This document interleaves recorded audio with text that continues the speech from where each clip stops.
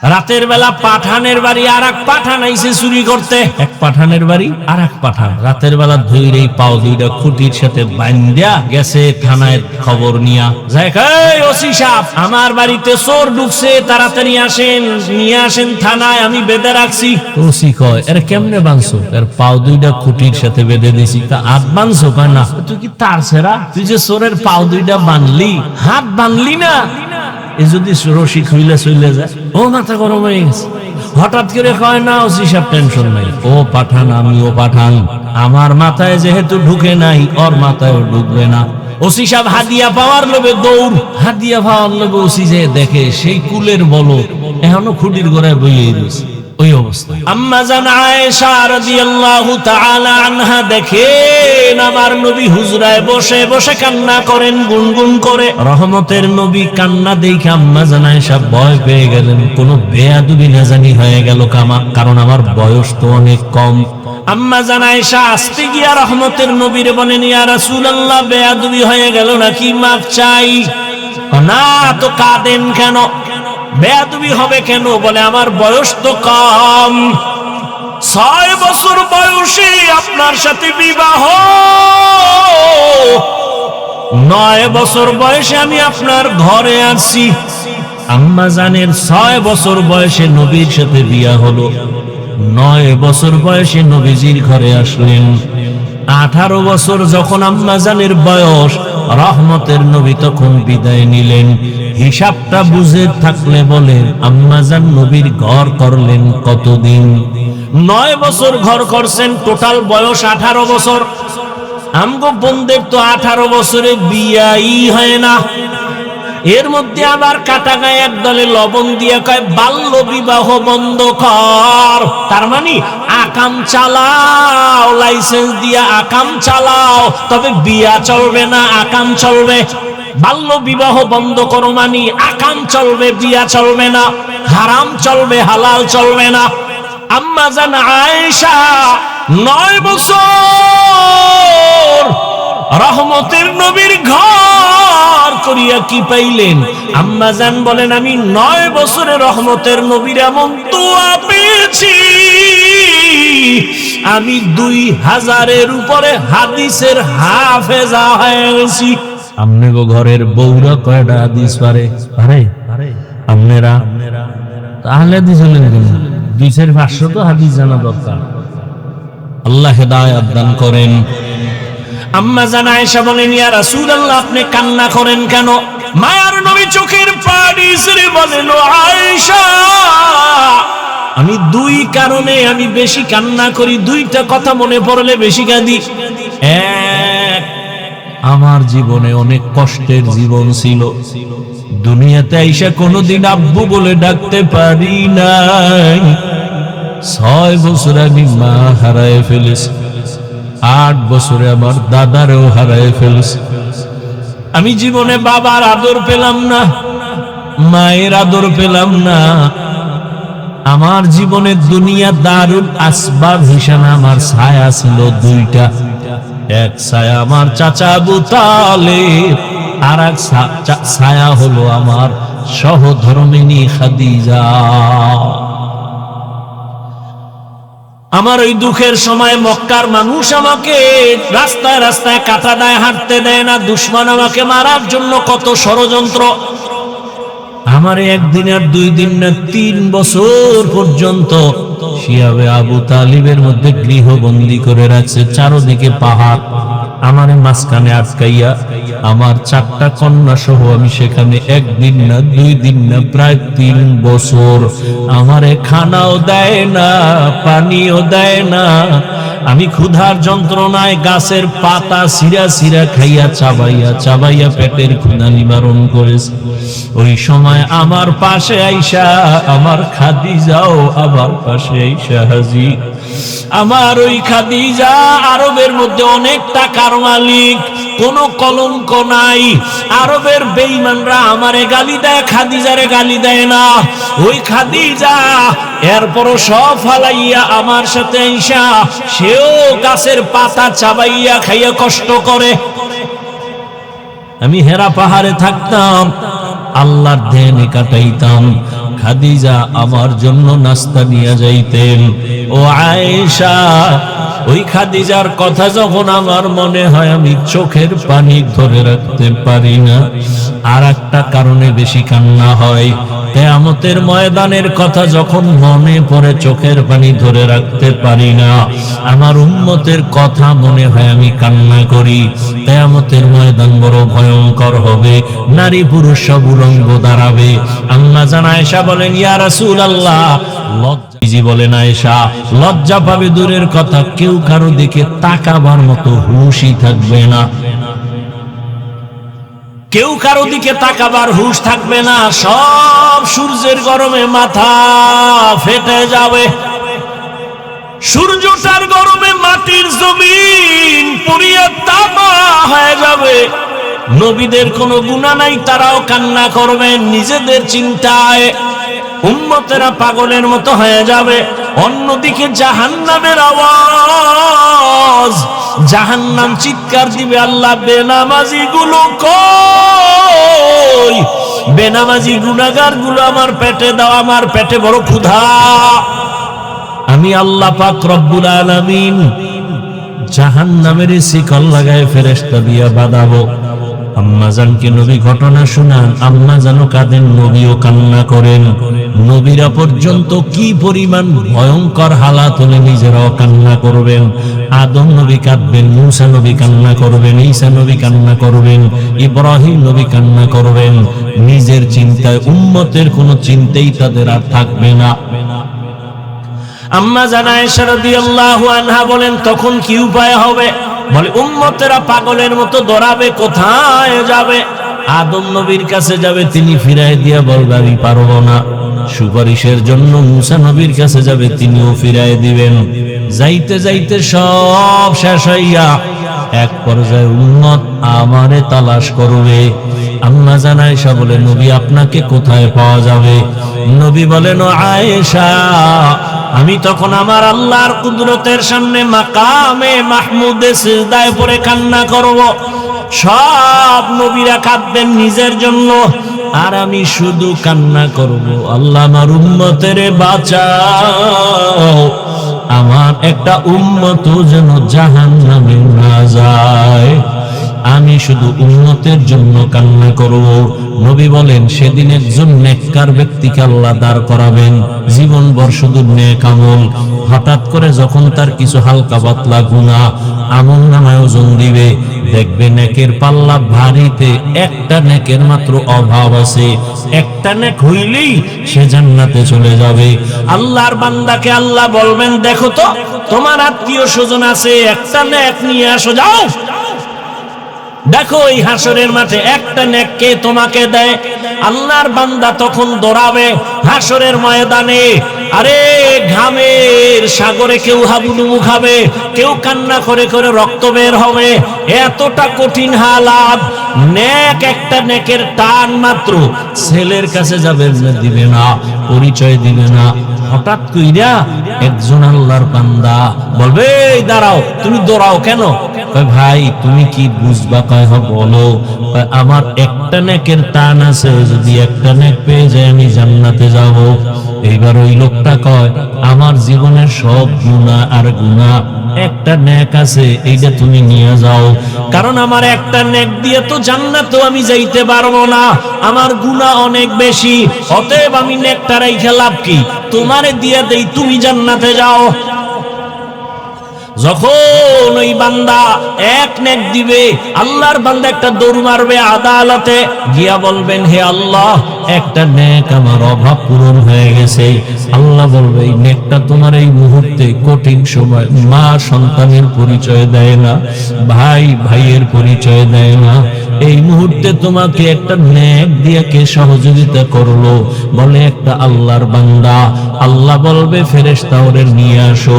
সামনে আনার পরে আল্লাহ বলবে, এই তুই যেই বান্দারে নেক দিলি কারণ কি?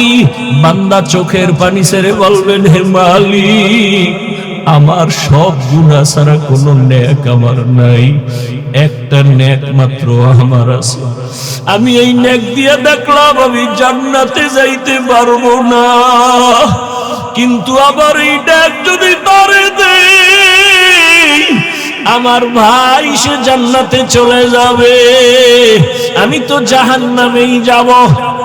আমার তো নেক নাই, শুধু গুনার গুনাহ, নামাজ না পড়ার গুনাহ, বেপরদায় চলার গুনাহ, জবানের গুনাহ, চোখের গুনাহ, হাতের গুনাহ। তবে আমার এই একটা নেক দিয়ে কোনো কাজ হবে না।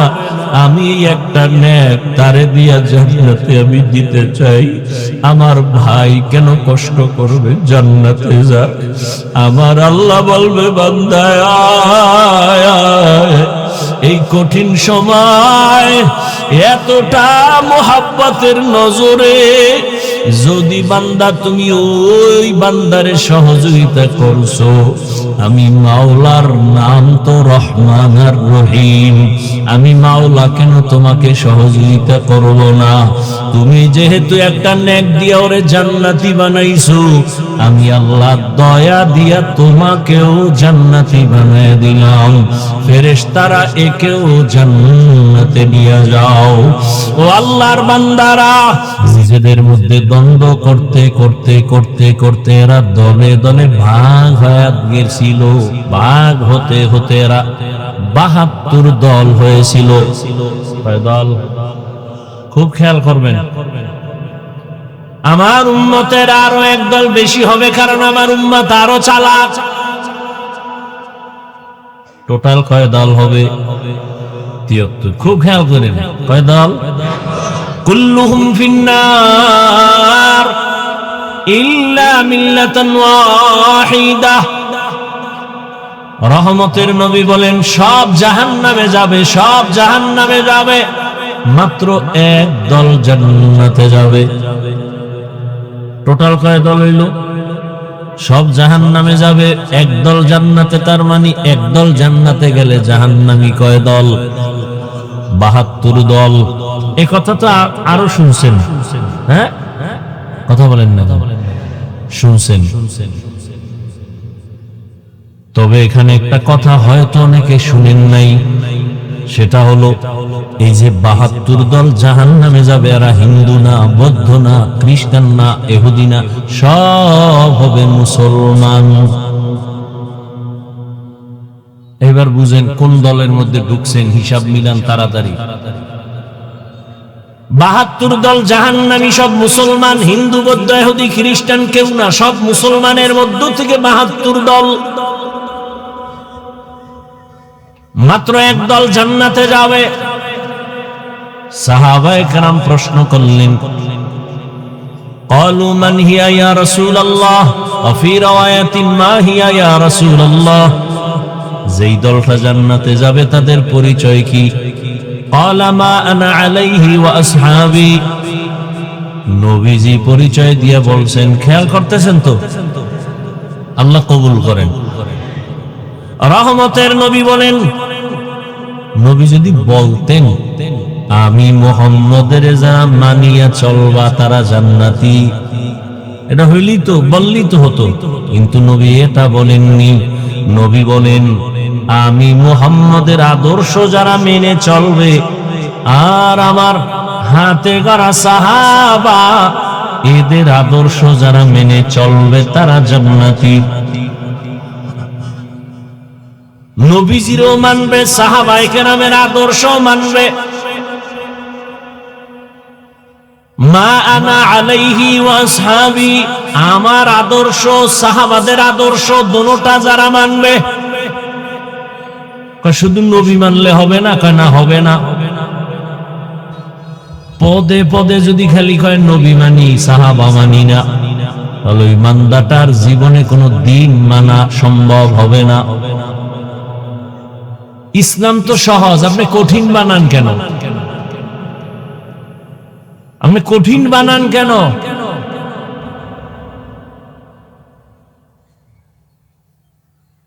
হ্যাঁ,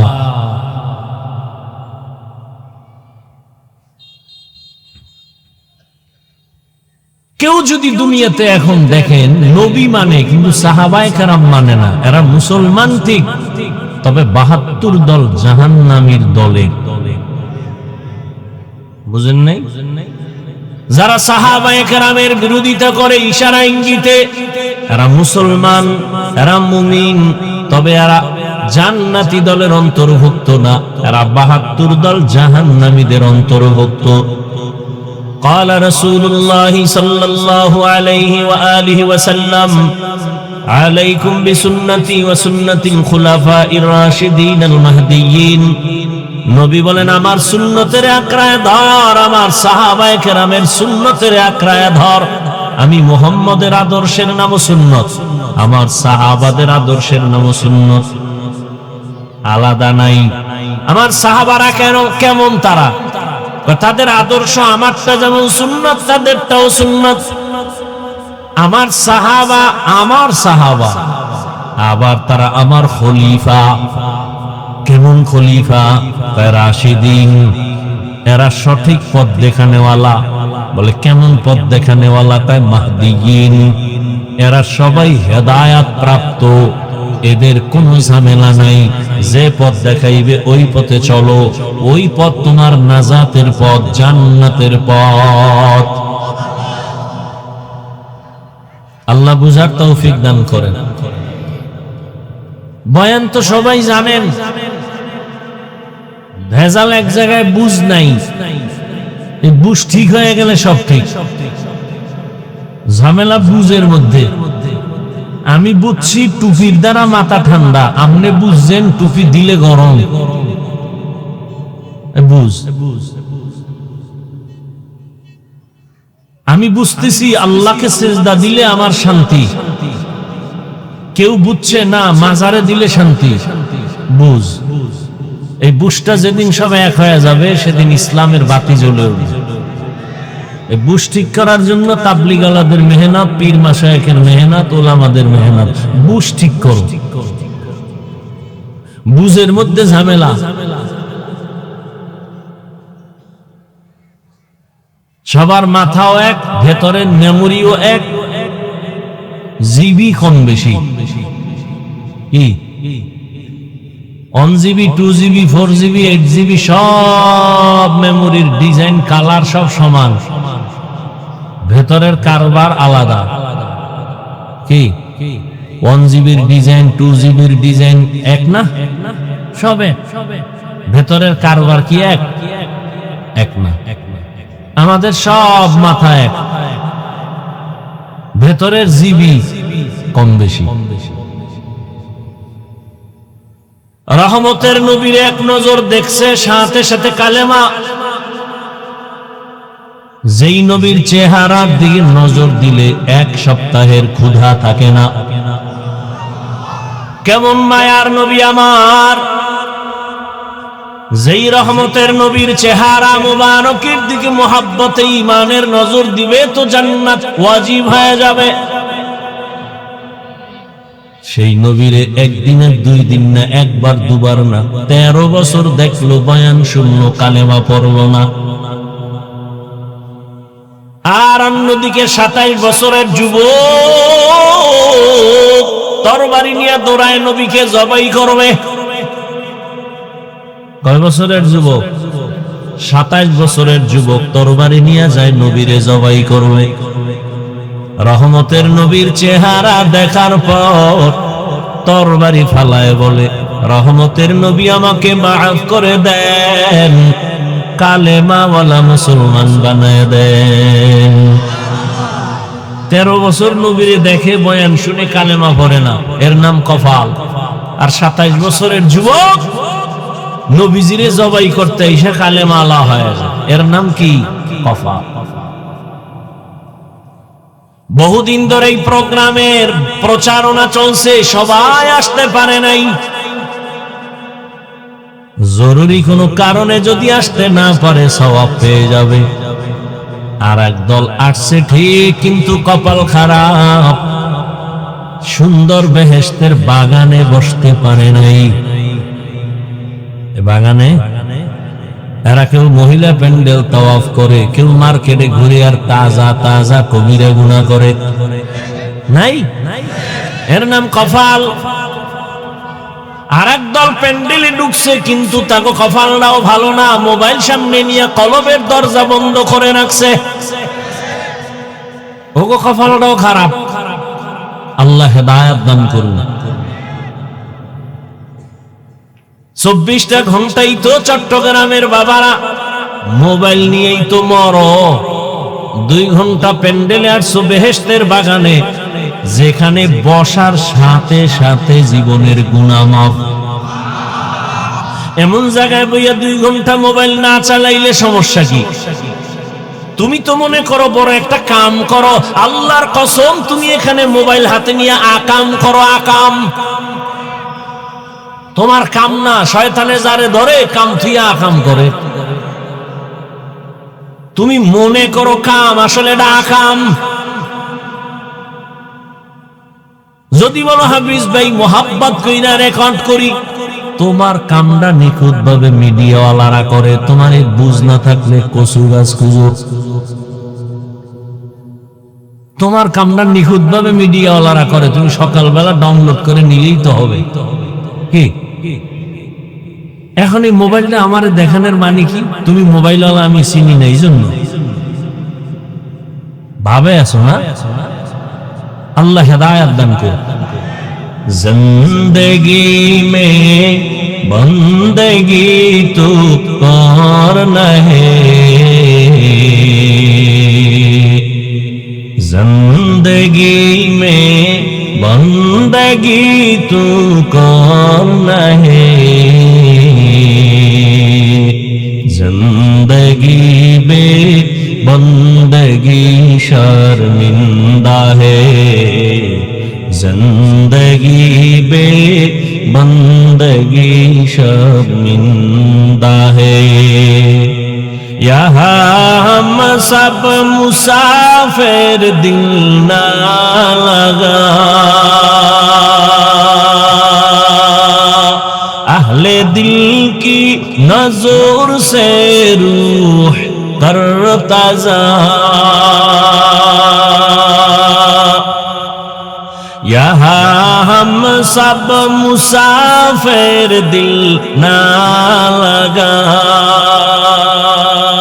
अहले दिल की नजर से रूह करता जा, शाह दौलत सब फकीर गर नेक नहीं, शाह दौलत सब फकीर गर नेक नहीं, जिंदगी में बंदगी तू करना है, जिंदगी में बंदगी तू करना है, जिंदगी बे बंदगी शर्मिंदा है, जिंदगी बे बंदगी शर्मिंदा है, जिंदगी में बंदगी कुन बंदगी, बंदगी बे जिंदगी शर्मिंदगी। আল্লাহ তাআলা মুমিনকে আদেশ দিলেন, 2টা বেঈমানকে দিলেন না কেন? তার জবাব হলো বেঈমান জান্নাতে যাবে না, জান্নাতে যাবে শুধু মুমিন। কোন বেঈমানের জন্য জান্নাত নাই। ওরে মুমিনেরাও যে জান্নাতে যাবে তাও বড় কঠিন। 73 দলের ভেতরে 72 দল জাহান্নামে যাবে, 1 দল মুমিন মাত্র জান্নাতে যাবে। ওই মুমিনের পরিচয় কি? যারা নবীও মানে, সাহাবায়ে কেরামদেরকেও মেনে চলবে। আর যারা বলে আমরা নবী মানি সাহাবা মানি না, এরা মুসলমান ঠিক, তবে 72 দল জাহান্নামীদের অন্তর্ভুক্ত। আল্লাহ বুঝার তৌফিক দান করেন। মুমিনদের আল্লাহ 2টো আদেশ দিলেন। প্রথম আদেশ হলো আল্লাহকে ভয় করো, তাকওয়া অর্জন করো। দ্বিতীয় আদেশ দিলেন জবান হেফাজত করো। এই 2টা আদেশ যারা মানবা তাদের জন্য নগদ 2টা পুরস্কার। প্রথম পুরস্কার, তুমি জীবনে টুকটাক যত আমল করবা সব আমল আল্লাহ কবুল করে নিবেন। দ্বিতীয় পুরস্কার, তোমার জীবনের সব গুনাহ আল্লাহ মাফ করে দিবেন। মানবা কিভাবে? ডাক্তারের অনুমতি নিয়ে, কোন প্রফেসরের কথায়? কেমনে তুমি আল্লাহর আদেশ নিষেধ মেনে চলবা? আল্লাহ তা ইঙ্গিত করে আয়াতের শেষে বললেন, ওমাইয়ুতিল্লাহ ওয়া রাসূলাহু, আল্লাহ এবং রাসূলের লাইন মতো তোমাকে মানতে হবে। আল্লাহ তাআলার অনুসরণ অনুকরণে, রাসূলের অনুসরণ অনুকরণে মানতে হবে, মন গড়া চললে হবে না। তাহলে আল্লাহকে মানো, রাসূলকে মানো। আল্লাহ তাআলার ইতাআতের মাধ্যমে, রাসূলের ইতাআতের মাধ্যমে আল্লাহর তো দেখাই যায় না। কিছু ফলো করতে গেলে তো দেখতে হয়, না দেখলে তো হয় না। আল্লাহরে তো দেখাই যায় না, কিয়ামতের আগে দেখাই তো যাবে না দুনিয়ায়। তাহলে আল্লাহকে মানবো কেমনে? আল্লাহ বলেন, আমাকে মানতে যদি চাও আমার বন্ধু মুহাম্মদের অনুসরণ করো। আমার বন্ধু মুহাম্মদের অনুসরণ করো। তারে তো দেখা যায়, তারে দেখে দেখে আমল করো। এজন্যই তো রহমতের নবী বলেন, সাল্লু কামা রাআইতুমুনি উসাল্লি, আমি যেমনে নামাজ আদায় করি এভাবে দেখে দেখে তোমরা নামাজ আদায় করো। আমি কেমনে পানি পান করি দেখে দেখে তুমিও ওভাবে পান করো। আমি কেমনে জুতা পরি দেখে দেখে ওভাবেই তুমি পরো। আমগো কপাল তো আরো খারাপ, আমরা আল্লাহরেও দেখি নাই, নবীরেও দেখি নাই, সাহাবাদেরও দেখি নাই, আইম্মায়ে কেরামেরও দেখি নাই। কিয়ামতের আগে আর দেখা হবে না। জীবনে আবু হানিফা আসবেন না, পাবো না। ইমাম বুখারী পাবো না, ইমাম মুসলিম পাবো না, ইমাম শাফিঈকে পাবো না। আমগো উপায় কি? আল্লাহ বলেন, আমার বন্ধু মুহাম্মদের মানলে আমাকেই মানা হয়ে যাবে। কুল ইন কুনতুম তুহিব্বুনাল্লাহ ফাত্তাবিউনি ইউহিব্বুকুমুল্লাহ, নবীরে যদি মানো আমি আল্লাহকেই মানা হয়ে যাবে।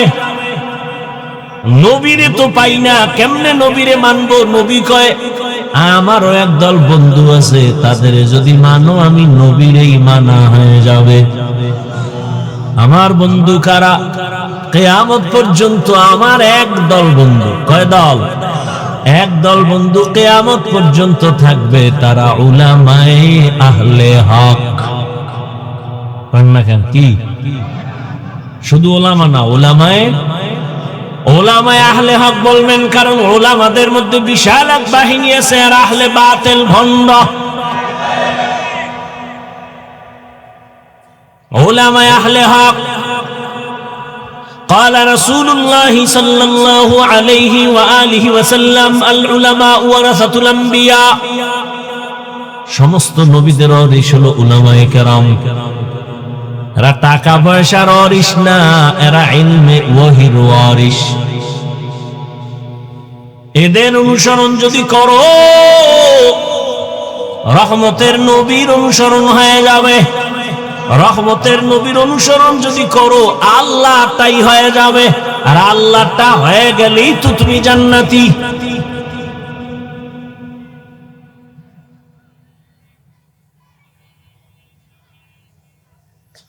আল্লাহ তাআলা বলেন, ভিন্ন কোন লাইনে তুমি যদি মানতে যাও, চলতে যাও, তোমার পদস্খলন চলে আসবে। ১৫০০ বছর আগে নবী বিদায় বেলা চ্যালেঞ্জ দিয়ে চলে গেছেন। قال رسول الله صلى الله عليه وآله وسلم تركت فيكم أمرين لن تضلوا ما تمسكتم بهما كتاب الله وسنة رسوله। রহমতের নবী বলেন, দুই জিনিস রেখে গেলাম, যদি ধরে রাখতে পারো ঈমানও যাবে না, সম্মানও যাবে না। ১৫০০ বছর পরে আজকের দিন পর্যন্ত এই দুই জিনিস যাদের কাছে আছে এরা আজও সম্মানে আছে, আজকেও সম্মানে আছে। আর যাদের কাছে এই দুই জিনিস নাই, এদের সম্মানও নাই, শান্তিও নাই। চেয়ারম্যানের চেয়ারের মেয়াদ শেষ, এমপির মেয়াদ শেষ, মন্ত্রীর মেয়াদ শেষ, এসপিডিসির মেয়াদ শেষ, আর কোরআনওয়ালা নবীর আদর্শওয়ালাদের চেয়ারের কোনো মেয়াদি নাই। শেষ কিসের মেয়াদি তো নেই। ভালো করে মনে রাখবা, চট্টগ্রামের জ্ঞানী মুসলমান টাকা দিয়ে সম্মান কিনলে প্রথমে ফুলের মালা, ফাইনালে জুতার মালা। আর আমার আল্লাহর দেওয়া সম্মান যদি নেও, দুনিয়ায়ও বাদশাহ, পরকালেও বাদশাহ। এ যারা দুনিয়া দুনিয়া দুনিয়া দুনিয়া দুনিয়া জিকির করে, নামাজের ভেতরেও দুনিয়া, বাইতুল্লাহর কিলাপ দইরাও দুনিয়া, হজ করতে যায় না, দুনিয়া কামাই করতে যায়। হ্যাঁ গিয়া ফেরাউনের বাথরুমের পাশে লাইট দেয়, দেখছো আমি বাইতুল্লাহ আইছি, এখন ফেরাউনের বাইরে আছি বাথরুমের লাইভে, তোমরা সবাই লাইনে থাকো, আমি বাথরুমের ভিতরে গিয়েও লাইভ দিব, রেডি থাও। এত বড় বেহায়া বেলাজা মানুষ বাইতুল্লাহ যে কান্দে, আর এই সোরা লাইভ দিয়া হে মাস্তানি হচ্ছে। রহমতের নবীর রওজায় ঢুকতেছি, চোখের পানি পড়তেছে, কিন্তু কপাল পরারা লাইভ দিয়া দিয়া নিজেও কাঁদে না, অন্যের কান্নাটাও বন্ধ করে। এগুলো আজি টাকার গরমে রাজি। আল্লাহ হেদায়েত দান করুন। নামাজে দাঁড়াইয়াও দুনিয়া। এই জন্য বাংলাদেশের মধ্যে একটা জেলার নাম আছে গোপালগঞ্জ। কথা বলেন, গোপালগঞ্জের মধ্যে একটা থানা আছে টুঙ্গিপাড়া, জানেননি? টুঙ্গিপাড়ায় রাজনীতির ফ্যাশনে অনেকে যায়, কিন্তু ওখানে একজন আল্লাহর প্রিয় গোলাম আছে, জগৎ বিখ্যাত আল্লাহর ওলি। যেই আল্লাহর ওলি আইয়ুব খানের টেবিলের উপরে থাপ্পড় দিয়া বলছিল, এই আইয়ুব খান, টাকা দিয়া গরু কিনা যায়, আমি শামসুল হকের কিনা যায় না। শামসুল হক ফরিদপুরি রহমাতুল্লাহ আলাইহি তিনি বলেছে, দুনিয়ায় যত মানুষ দেখো সব পাগল, সব পাগল, দুনিয়ার একটা মানুষ নাই পাগল ছাড়া, সব পাগল। চেয়ারম্যানও পাগল, এসপি পাগল, মন্ত্রী পাগল, নেতা পাগল, খেতা পাগল, হুজুরেরাও পাগল, সব পাগল। কেউ দুনিয়ার পাগল, কেউ আখেরাতের পাগল, কেউ টাকার পাগল, কেউ ক্ষমতার পাগল, কেউ নারীর পাগল, কেউ বাড়ির পাগল। হাসানা যে যেই জিনিসের পাগল, 24 ঘন্টাও নিয়ে জিকির করে, ফিকির করে। যে নারীর পাগল, ও হাঁটতে চলতে উঠতে বসতে নারী, নারী স্বপ্নে নারী, উপরে নারী, দেখতে নারী, চোখের পলকে পলকে নারী। যে বাড়ির পাগল, তার ধ্যান খেয়াল বাড়ি বাড়ি বাড়ি। যে ক্ষমতার পাগল, সে নামাজে দাঁড়াইয়াও ক্ষমতা। ঠিক নি? আর একদল পাগল, এরা টাকার পাগল না, বাড়ির পাগল না, গাড়ির পাগল না, নারীর পাগল না। এই মানুষগুলো শুধু আমার আল্লাহকে পাওয়ার পাগল। যে নারীর পাগল, সে নারী তালাশ করে। যে বাড়ির পাগল, সে বাড়ি তালাশ করে। যে ক্ষমতার পাগল, সে ক্ষমতা তালাশ করে। যে টাকার পাগল, সে টাকার পেছনে ঘুরে। আর যারা আবার মালিকের পাগল, ওই বান্দাগুলো খাইতে বসলো তালাশ করে আমার মালিক। ওই বান্দা যেখানে যায় শুধু আল্লাহকেই তালাশ করে, গাছের দিকে তাকাইয়া তালাশ করে গাছ বানানোওয়ালাকে, সূর্যের দিকে তাকায় তালাশ করে সূর্য কার ইশারায় চলে, চন্দ্রের দিকে তাকায় আল্লাহরে তালাশ করে। ওই মানুষগুলো খায়, কিন্তু খানার মধ্যে ফিকির আমার আল্লাহরে কেমনে পাই। আর ধান্দাবাজার চান্দাবাজের গোষ্ঠী দুনিয়ার পাগল, নামাজে বইয়াও চিন্তা করে চেয়ারে কেমনে উঠতে পারি, অমুকের মাইরা কেমনে বড় লোক হতে পারি। এই দুনিয়াদার চান্দাবাজার ধান্দাবাজেরা, ওরা দুই জিনিস চায়, শান্তি চায় আর সম্মান চায়।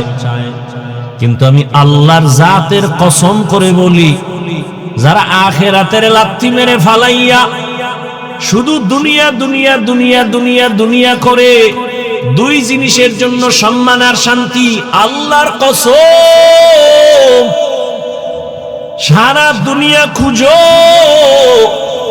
এই যারা আখিরাতের বাদ দিয়া দুনিয়া দুনিয়া করে এরা সম্মানেও নাই, শান্তিতেও নাই।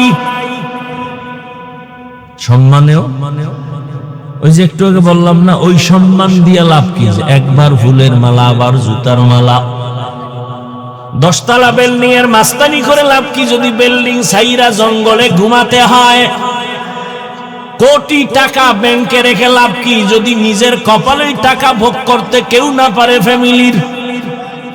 কোনো লাভ নেই। এজন্য আল্লাহ বলেন, খবরদার, লা ইয়াগুররান্নাকা তাকাল্লুবুল লাযিনা কাফারু ফিল বিলাদি মাতাউন কালিলুন সুম্মা মাওয়াহুম জাহান্নাম ওয়া বিইসাল মিহাদ।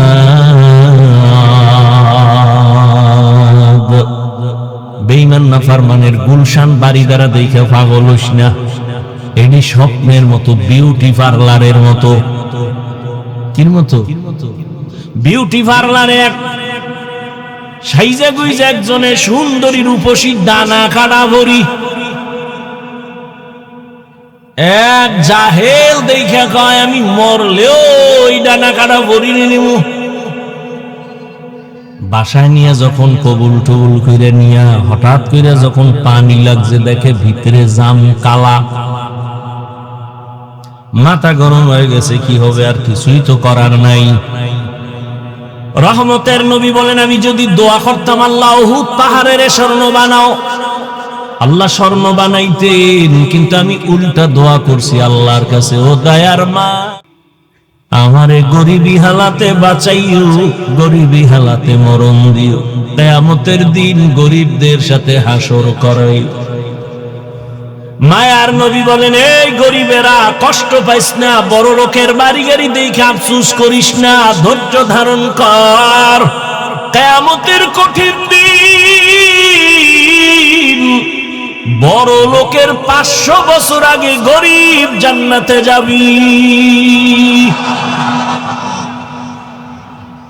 বড় লোকের 500 বছর আগে গরিবরা জান্নাতে যাবি। বড় লোকের বাড়ি গাড়ি দেখে কোনো লাভ নাই, ওটি কিচ্ছু না।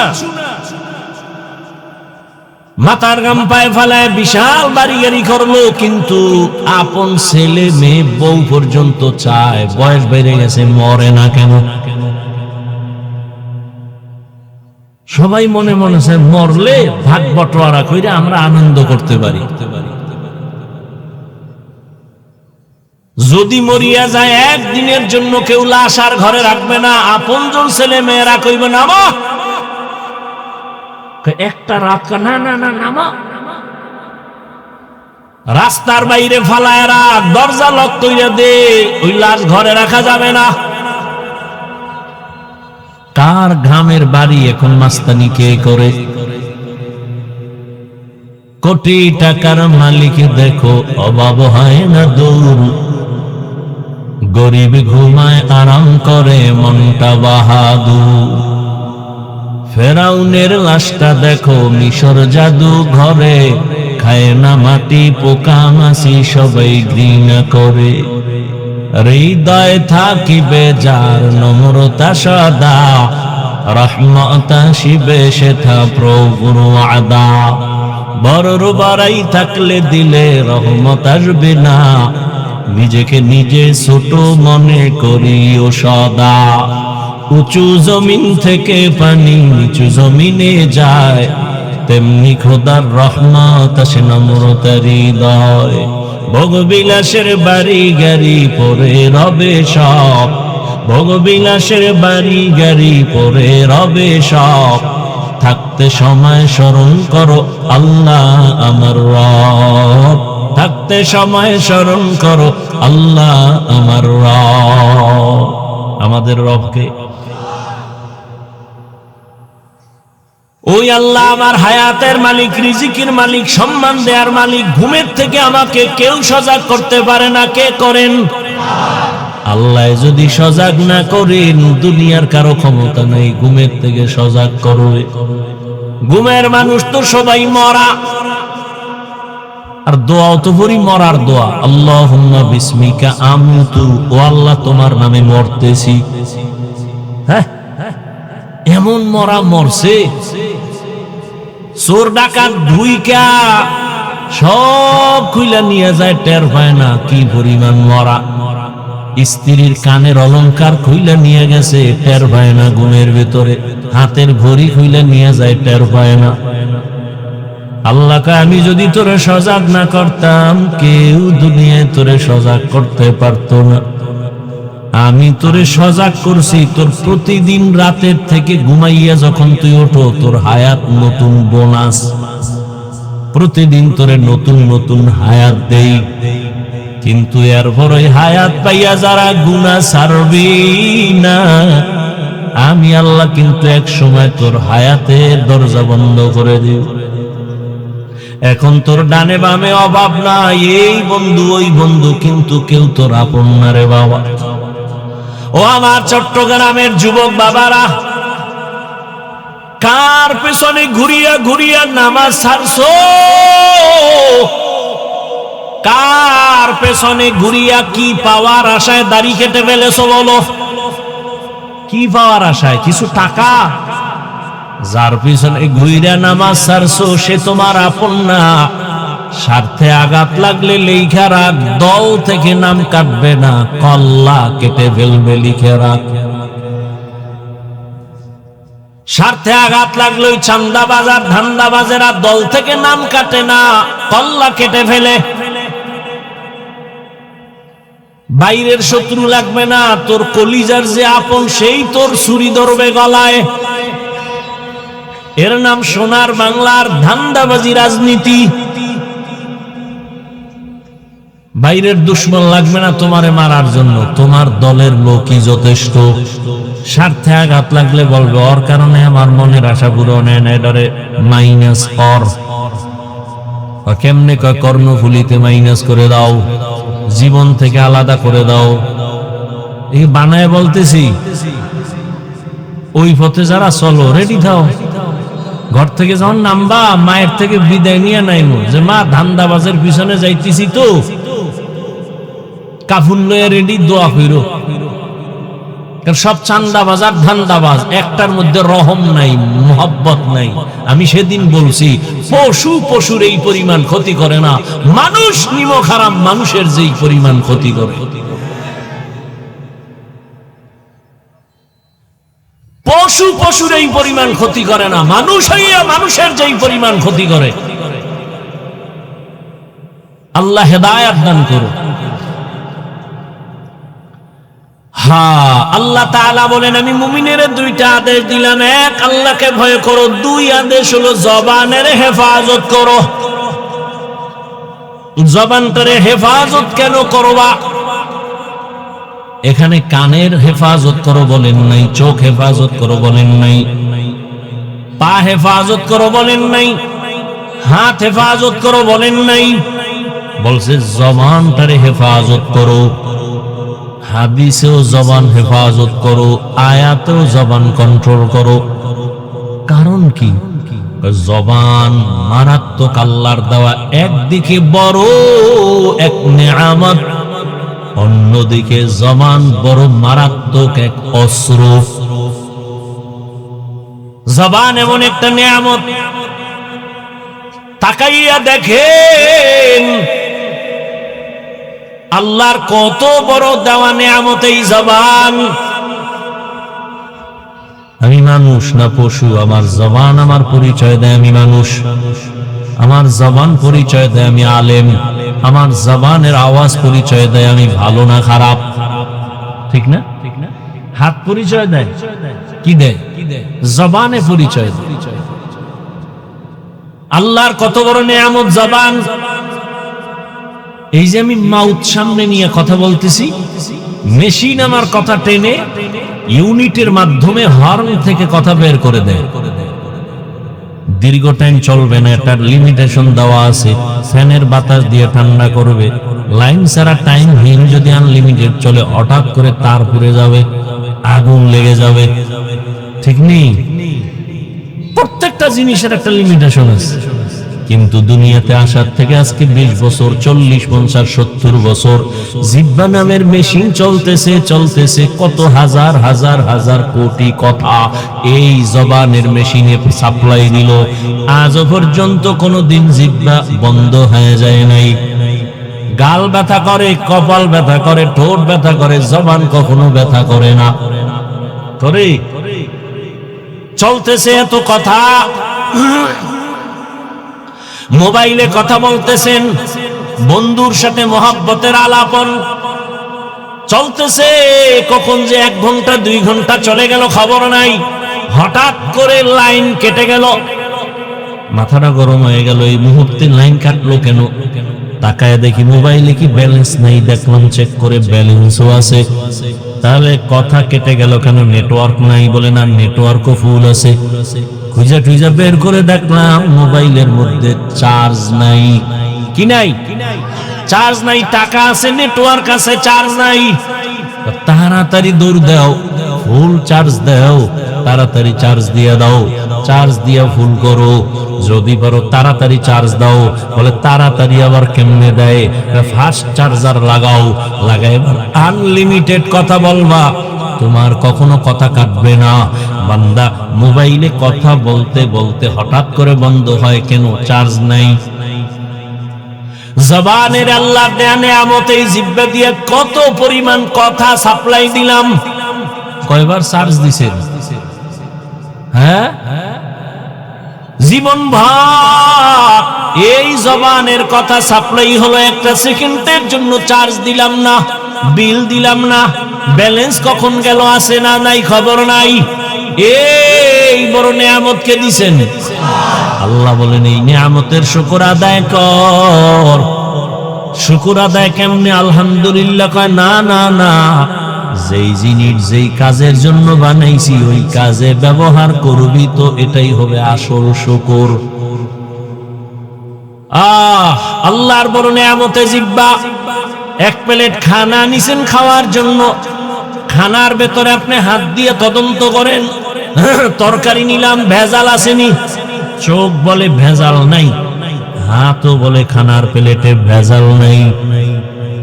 এবার নিশ্চিত হয়ে 1 লোকমা মুখে দিছি, জিহ্বায় গিয়া আটকায় ফেলছে, ভিতরে নেওয়া যাবে না, লোকমার মধ্যে ভেজাল আছে। হাত কয় ভেজাল নাই, চোখ বলে ভেজাল নাই, জিহ্বায় কয় ভেজাল। কি ভেজাল? জিহ্বায় বাড়ি দিয়ে কয় একটা চিকন চুল আছে, ফেলে দাও। আল্লাহর দেয়া বড় নেয়ামত। আল্লাহ কয় জবানটারে কন্ট্রোল কর। কেন কেন? বলে জবানটা যেমন বড় নেয়ামত তেমন মারাত্মক এক অস্ত্র। বলে কেমন অস্ত্র?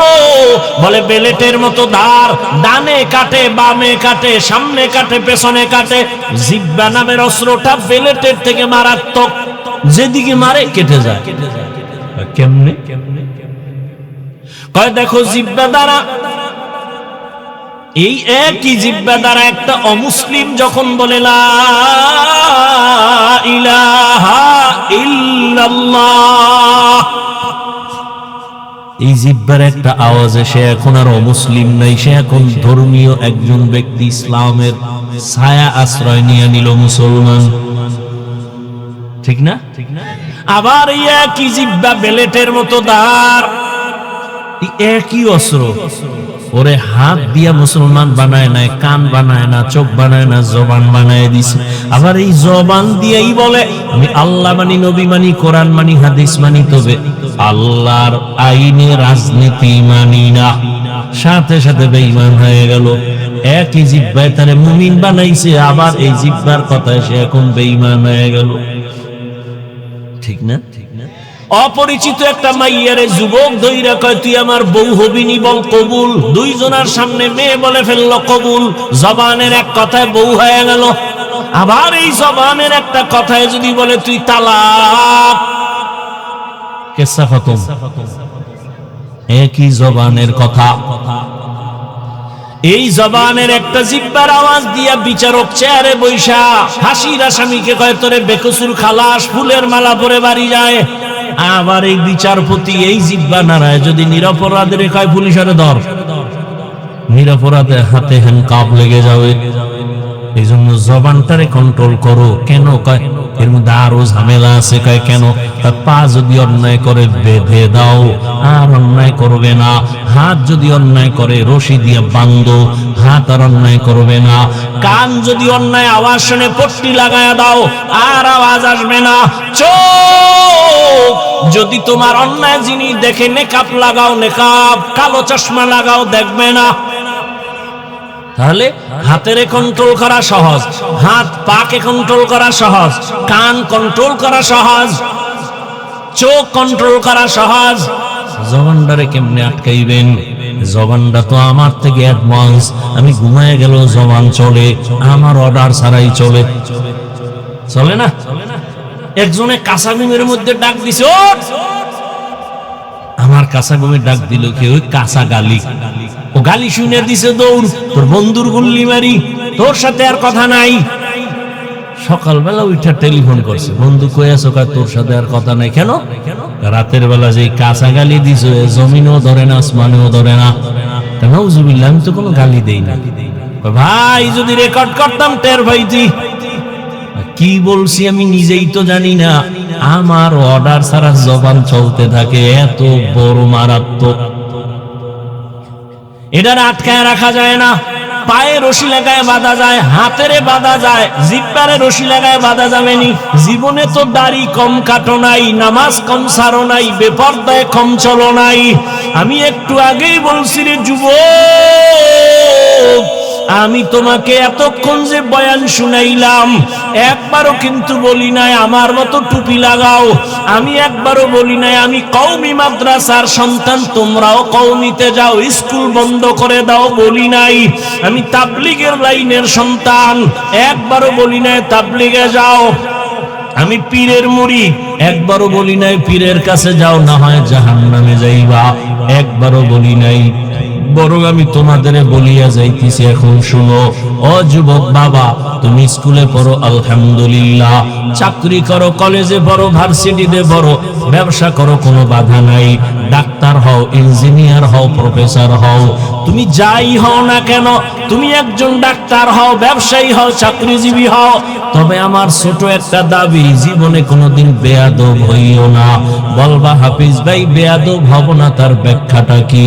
3 জায়গায় বেয়াদবি করবা না তো মরার আগে বিছানায় পড়ে যাইবা, জীবন ধ্বংস হয়ে যাবে।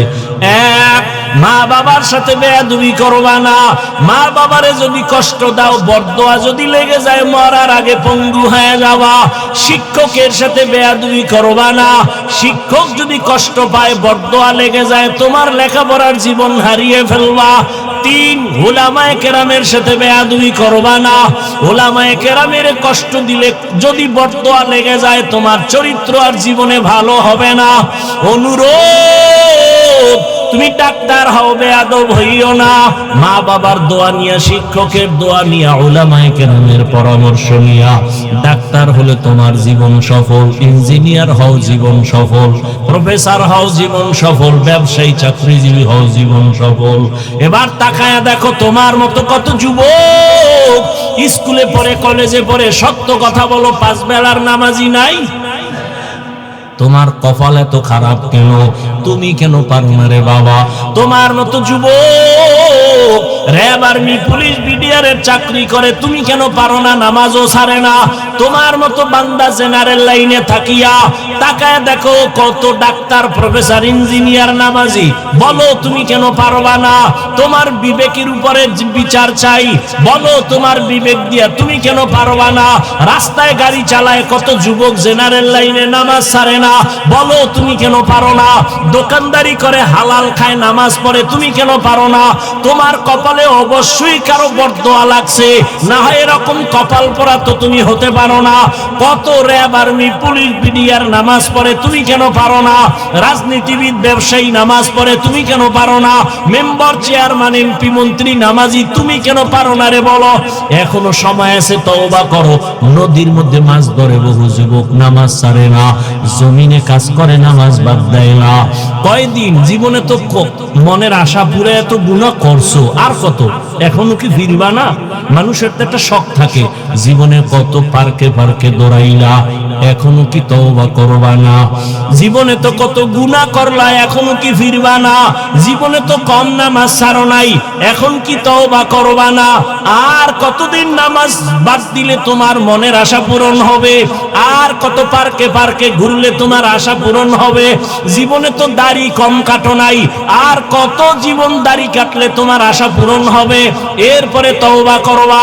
জীবনে তো বেয়াদবি কম করো নাই, আর কত মা বাবারে কষ্ট দিলে তোমার আশা পূরণ হবে? এখনো সময় আছে, তওবা করো। ও পর্দার আড়ালের আম্মা জানেরা, এতক্ষণ আপনাদের সন্তানদের যা শুনাইলাম, আপনাদের দোয়া ছাড়া সম্ভব না। এ দুনিয়ায় যত ভালো সন্তান আছে, মায়ের দোয়ার কারণে, মায়ের অবদানের কারণে ভালো ভালো সন্তান। গাছ ভালো হলে ফল ভালো, মা বাবার আদর্শ ভালো হলে সন্তান ভালো হবে। ও পর্দার আড়ালের মা, ও বোনেরা, আপনাদের মতো কত মা এখনো আছে বেপরদায় চলে না, স্বামীর মাল খেয়ানত করে না, নামাজ ছাড়ে না, মোবাইলে সময় নষ্ট করে না। আপনারা কেন পারবেন না? ও বোনেরা, আপনাদের মতো কত বোন নামাজি পর্দাওয়ালা মোবাইলে সময় নষ্ট করে না। এখনো সবাই আছে, তওবা করে নেন। সন্তানটাকে আদর্শ ডাক্তার বানাইয়েন, বেয়াদব যেন না হয়। সন্তানটাকে আদর্শ ইঞ্জিনিয়ার বানাবেন, সন্তানটাকে আদর্শ প্রফেসর বানাবেন। কারো বর্তোয়া নিয়ে যেন ধ্বংস হয়ে না যায়। এখনো যদি তওবা করতে পারেন, সন্তানটাকে আল্লাহর মোহাব্বত নিয়ে দুনিয়ার লাইনে চালাইও যদি আদর্শমান বানায় যান, সন্তান তেলাওয়াত করে দোয়া করবে, মানুষও দোয়া করবে। ও আমার যুবক বাবারা, এখনো যদি পারো তওবা করে নাও। মরিয়া গেলে যাব, আর কত হায়াত আছে জানা নাই, তবে এখন থেকে তওবা করো। মনে মনে আমার আল্লাহকে বলো, হে আল্লাহ, জীবনে তো কম নামাজ ছাড়ি নাই, কম গুনাহ করি নাই, আজকে থেকে তওবা, আর নামাজ ছাড়বো না, বেপরদায় চলবো না, মা বাবারে কষ্ট দিব না, নবীজির তরিকা মেনে ওলামায়ে কেরামের পরামর্শ নিয়ে চলবো। তওবা করার মতো যদি নিয়ত কারো থাকে, অন্তরে মুনাফিকি যদি না থাকে, খাঁটি তওবার নিয়তে দুটো হাত আল্লাহকে দেখায় দাও। আয় আল্লাহ, হাতগুলো কবুল করে নেন, তওবা কবুল করে নেন। তওবার উপরে মজবুত হইয়া চলার তৌফিক দান করেন, আমিন। আলহামদুলিল্লাহি রাব্বিল আলামিন, ওয়াসসালাতু ওয়াসসালামু আলা সাইয়্যিদিল আমবিয়াই ওয়াল মুরসালিন ওয়া আলা আলিহি ওয়া আসহাবিহি আজমাইন। ইয়া আরহামার রাহিমিন, ইয়া আরহামার রাহিমিন, ইয়া আরহামার রাহিমিন।